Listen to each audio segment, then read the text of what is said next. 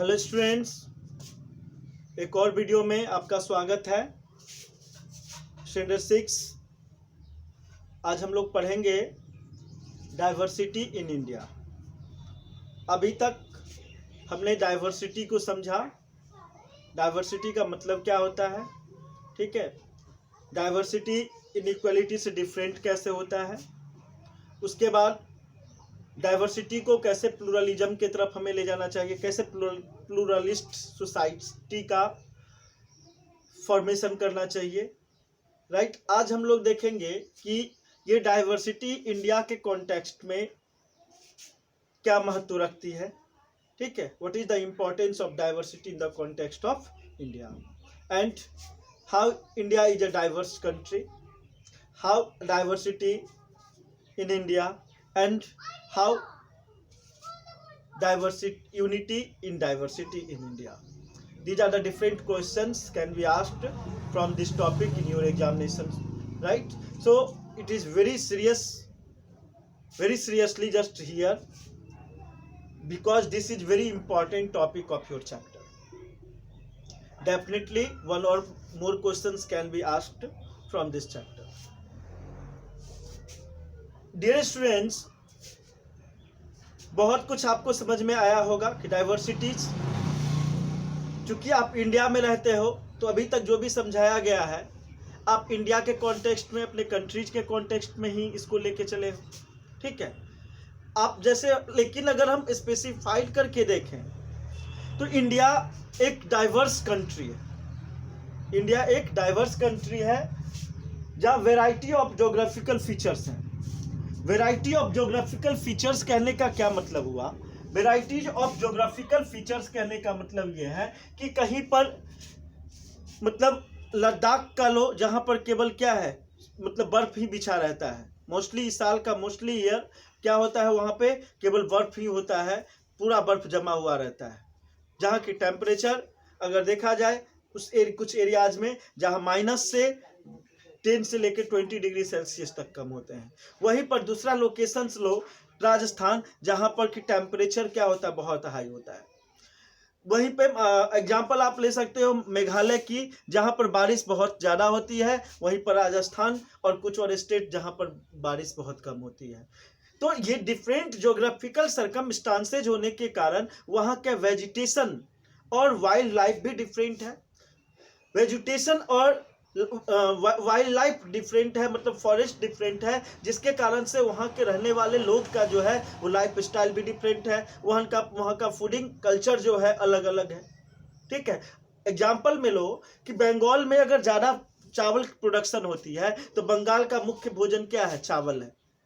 लेकिन वही पंजाब के एग्जाम्पल आप लेकर देखो तो पंजाब में गेहूं की ज़्यादा प्रोडक्शन होती है। गेहूं के लिए मतलब अप्रोप्रिएट क्लाइमेट वहाँ पे है, जोग्राफिकल कंडीशंस फेवरेबल है, तो गेहूं की प्रोडक्शन ज़्यादा होती है, तो वहाँ व्हीट प्रोडक्ट जो है वो ज़्यादा कॉमन है। इसका मतलब ये नहीं है कि पंजाब के लोग चावल नहीं खाते हैं और बंगाल के लोग जो है रोटी नहीं खाते। दोनों जगह खाते, लेकिन दोनों जगह प्रोडक्टिविटी अलग अलग होता है, ठीक है। आप देखते हो कि बंगाल की मछली चावल कितना पॉपुलर है। वहीं पर अगर हम पंजाब की बात करें तो फूड मटेरियल्स, मिल्क मटेरियल्स हो गया, मिल्क प्रोडक्ट हो गया, व्हीट मटेरियल्स हो गया, ये ज़्यादा पॉपुलर है वहाँ पे। वहीं पर अगर आप देखते हो तो साउथ का इडली डोसा ज़्यादा पॉपुलर है। लेकिन अब बिहार की हम बात करें तो क्या है, दाल चावल रोटी, ठीक है, लिट्टी चोखा, ये पॉपुलर है। तो ये जो कहने का मतलब डिफरेंट जोग्राफिकल सर्कमस्टांसेज होने के कारण वहाँ की क्लाइमेट डिफरेंट है, और डिफरेंट क्लाइमेट होने के कारण क्या है, फूडिंग सेंस और उसके अकॉर्डिंगली क्लोथिंग सेंस भी डिफरेंट है, ठीक है। जहाँ पर ठंड ज़्यादा है, ठंड वाला रीजन है, वहाँ पर लोग गर्म कपड़े पहनते हैं। जहाँ गर्मी वाले रीजन है वहाँ पर क्या है, वो मतलब कॉटन्स और हल्के कपड़े पहनते हैं। तो ये डिपेंड्स करता है। Rich varieties of vegetations and wild life. Second कह रहा है कि इंडिया की डाइवर्सिटी क्या है, यहाँ पर बहुत अलग अलग तरह के वेजिटेशन है, बहुत मतलब प्लांट्स, बहुत अलग अलग तरह के प्लांट और ट्रीज पाए जाते हैं। जंगल में बहुत अलग अलग तरह के जीव मिलते हैं। It affects food habits and clothing. Definitely मतलब जोग्राफिकल फीचर्स डिफरेंट होने के कारण से क्या होगा, लोगों का खाने पीने का स्टाइल अलग होगा। जिस एरिया में जिसका प्रोडक्टिविटी ज़्यादा होगा वो वहाँ के लोग उसको ज़्यादा जाएंगे और उसको खाएंगे। इसके अलावा अगर देखा जाए तो ये तो ज्योग्राफिकल सर्कमस्टांसेस हुआ, इसके अलावा भी देखा जाए तो इंडिया में डाइवर्सिटीज किस किस बेसिस पे है। डाइवर्सिटीज यहाँ पे हम शुरू में ही बताए कि डाइवर्सिटी इंडिया की स्पेसिफाई अगर बात करें तो यहाँ पर क्या है, लैंग्वेज क्या, मेल के जेंडर के आधार पे मेल और फीमेल, कल्चर के आधार पर डिफरेंट स्टेट अलग अलग है। इंडिया 28 स्टेट में डिवाइड है, तो 28 स्टेट का क्या है, अलग अलग कल्चर है, अलग अलग ड्रेसेज है, अलग अलग ट्रस्ट है, अलग अलग बिलीफ है। तो अलग अलग रीजन के आधार पर रीजनल डिफरेंसेज है, जो रीजनल डिफरेंसेज है वो भी एक डाइवर्सिटी का कॉज है।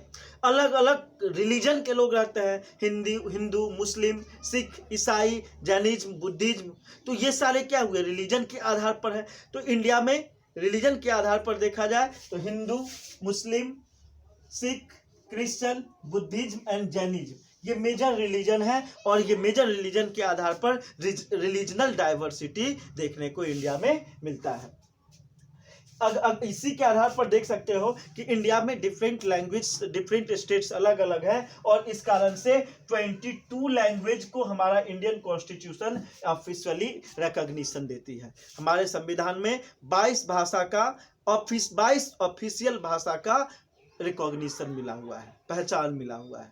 हिंदी ही नहीं तो देखते, क्योंकि अलग अलग स्टेट में देखा जाए तो वहाँ के एक जो लैंग्वेज, वहाँ का स्टेट, उस स्टेट में बोली जाने वाली जो एक मुख्य लैंग्वेज है वो वहाँ का ऑफिशियल लैंग्वेज जरूर है, हिंदी और इंग्लिश के अलावा। हिंदी अगर वहाँ पर पॉपुलर है तो ठीक है, नहीं तो एक रीजनल लैंग्वेज को वहाँ पर ऑफिशियल लैंग्वेज दिया गया है। लेकिन क्या ये भले ही 22 ऑफिशियल लैंग्वेज के रूप में नेशन में मतलब कॉन्स्टिट्यूशन में पहचान है, लेकिन इसके अलावा अगर देखा जाए तो भारत में कम से कम 200 भाषाएं बोली जाती हैं, 200 टाइप्स के लैंग्वेज बोले जाते हैं, और लगभग 1600 टाइप्स के क्षेत्रीय बोली जाती है। अब कहा जाता है इंडिया में प्रत्येक 2 किलोमीटर में जाओगे, 2 माइल की डिस्टेंस पे जाओगे तो भाषा का टोन बदल जाता है। आप अगर खगड़िया की ही बात करो तो आप खगड़िया में क्या है, आप खगड़िया में ही अलग अलग गाँवों में 2 किलोमीटर जाओ तो कुछ भाषा का टोन में काफ़ी डिफरेंसेज होगी।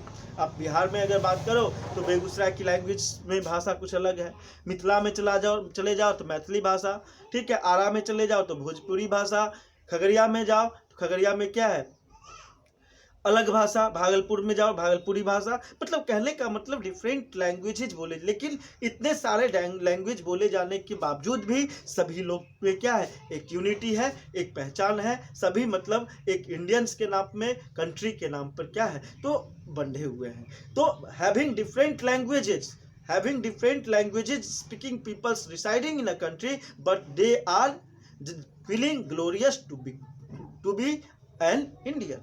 भले ही अलग अलग भाषा के लोग हैं लेकिन सभी हिंदी को राष्ट्रभाषा के रूप में मानते हैं, ठीक है। कंट्री की लगभग सबसे ज़्यादा 54% पीपल्स जो है वो हिंदी लैंग्वेज को बोलते हैं, अपनी भाषा को महत्व देते हैं, लेकिन इसका मतलब ये नहीं है कि वो अपनी भाषा को सुप्रीम मानते हैं, दूसरे लैंग्वेज को भी रिस्पेक्ट देते हैं।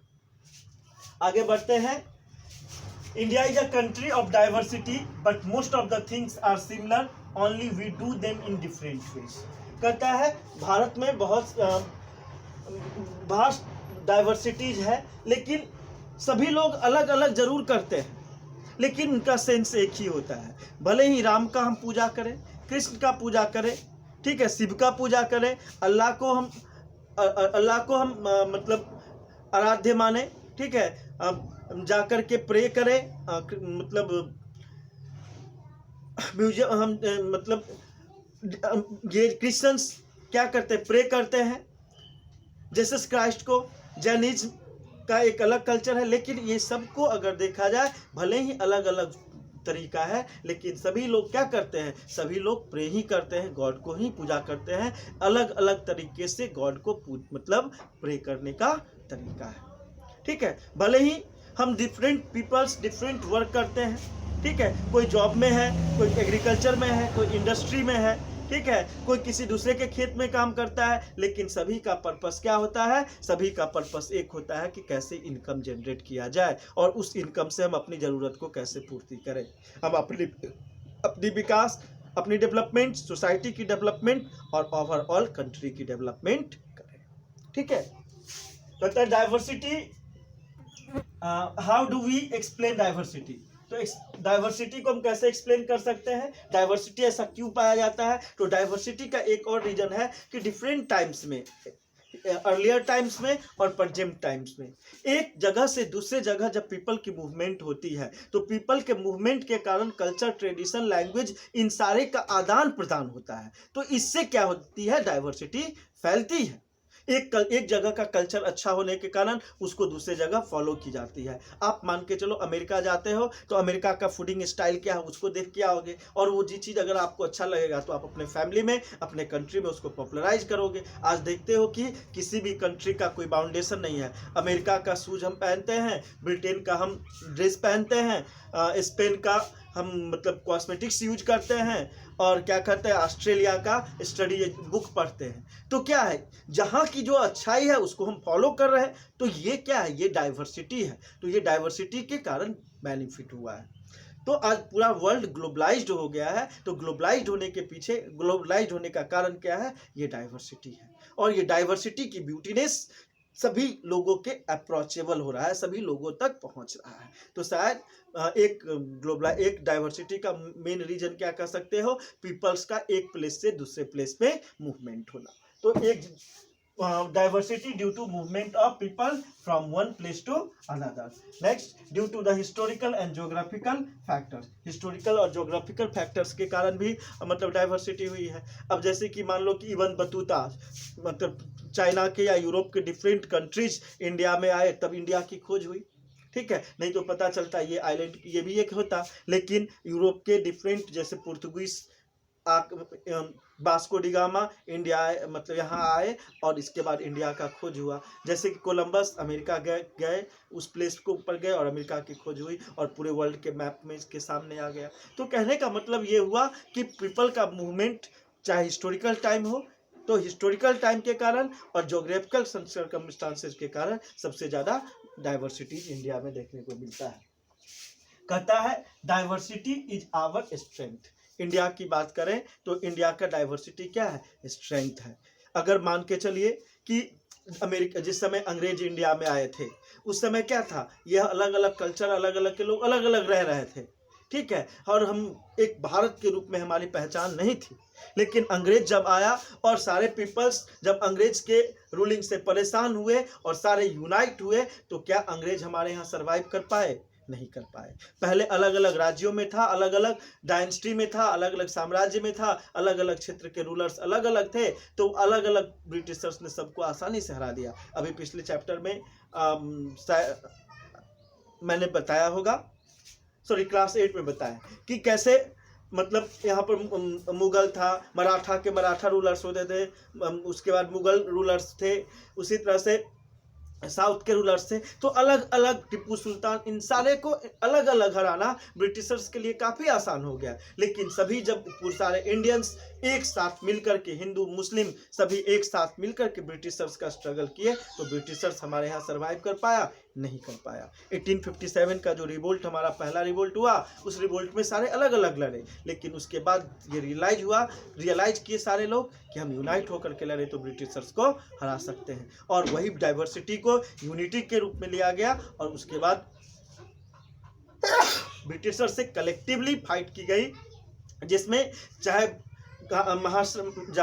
गुजरात के लीडर महात्मा गांधी हो, चाहे महाराष्ट्र के लीडर शिवाजी हो, चाहे महाराष्ट्र के ही डॉक्टर भीमराव अंबेडकर हो, बिहार के डॉक्टर राजेंद्र प्रसाद हो, उत्तर प्रदेश के पंडित नेहरू हो, अलग अलग रीजन के, अलग अलग स्टेट के रीजन के पीपल्स यूनाइट होकर के जब अंग्रेजों का कलेक्टिवली सामना किया, तो ब्रिटिशर्स को यहाँ से भागना पड़ा और इंडिया क्या हो गया, इंडिपेंडेंट कंट्री बन गई। Right? So dear students, I think it is clear to everyone, unity is our strength, diversity is strength of our country.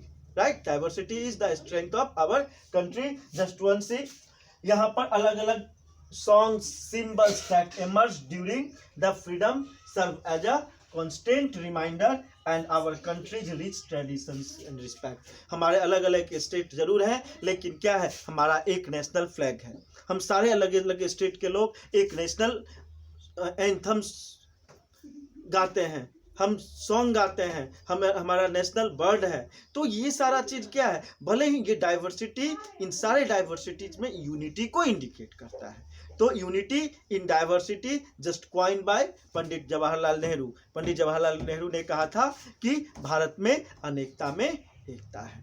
अनेकता जरूर है, डाइवर्सिटी जरूर है, लेकिन डाइवर्सिटी के साथ साथ इंडिया में क्या है, यूनिटी भी है। तो डियर स्टूडेंट्स, आई थिंक आपको क्लियर हो गया होगा, राइट। एक और टर्म्स आता है कि सेकुलरिज्म। इंडिया में अलग अलग तरह के रिलीजन के बहुत सारे लोग हैं। अब कोई भी दुनिया का कोई ऐसा कंट्री नहीं है जहां पर जिसको कि सेकुलर कंट्री कह सकते हैं। कहने का मतलब किसी एक कंट्री का एक धर्म जरूर होता है, लेकिन इंडिया एक कंट्री है जिसमें किसी मतलब इंडिया का धर्म नहीं, राष्ट्रीय धर्म नहीं है।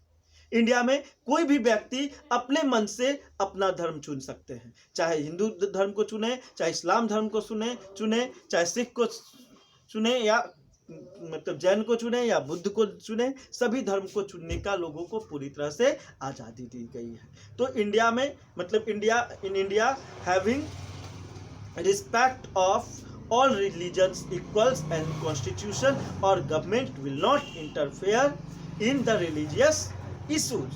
That's why India is just called a secularism, right? Secular country. So secular means what? Equal respect for every religion and non-interference of religion in the government affairs. धर्म का राष्ट्रीय या मतलब धर्म का गवर्नमेंट अफेयर्स का धर्म में कोई इंटरफेयर नहीं होगा और सभी धर्म को इक्वल रिस्पेक्ट दिया जाएगा। That's why India is called a diverse secular country. I think it is clear to everyone and just completing this chapter. If you have any doubt then write down in your comment box, right? I will try to solve your problem. Thank you, have a nice day, and we will meet very soon with few questions of this chapter in the next video. Thank you, have a nice day.